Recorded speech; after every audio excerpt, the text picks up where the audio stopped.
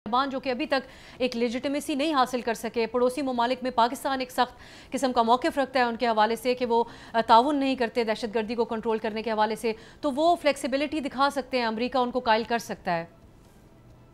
देखो, हतमी तौर पे तो कहना इसलिए भी मुश्किल है बाकी बातों के अलावा कि अभी तक जो तालिबान की तरफ से रिएक्शन आ रहा है वो सिर्फ काबुल से आ रहा है, उसके वजीर दिफा का या तर्जमान का या वजीर खारजा का।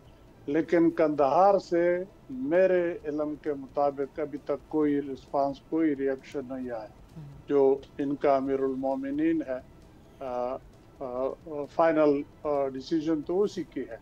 तो जब तक उससे बात ना आए तब तक तो मैं हतमी नहीं कह सकता। हाँ, अगर उसने भी इन ही बातों के ऊपर मोहर सबत कर ली तो फिर तो जाहिर बात है वो किसी कीमत पे भी तैयार नहीं होंगे। मेरा ख्याल है वो नहीं तैयार इसलिए भी नहीं होंगे कि अगर अमेरिका को ये दे ले तो फिर उनका जो 20 साला एक स्टैंड था अमेरिका और नेटो के खिलाफ लड़ने का, तो गोया वो फिर एक किस्म का गलत साबित हो जाएगा कि उस वक्त तो लड़ रहे थे जब और लोगों की भी उनको सपोर्ट थी, और अब खुद उस मुल्क के रखवाले या हुकूमत है वो अपनी मर्जी से बागराम उनके हवाले कर रहे हैं, तो उनको वहाँ फिर हुकूमत चलाना खासा मुश्किल हो जाएगा।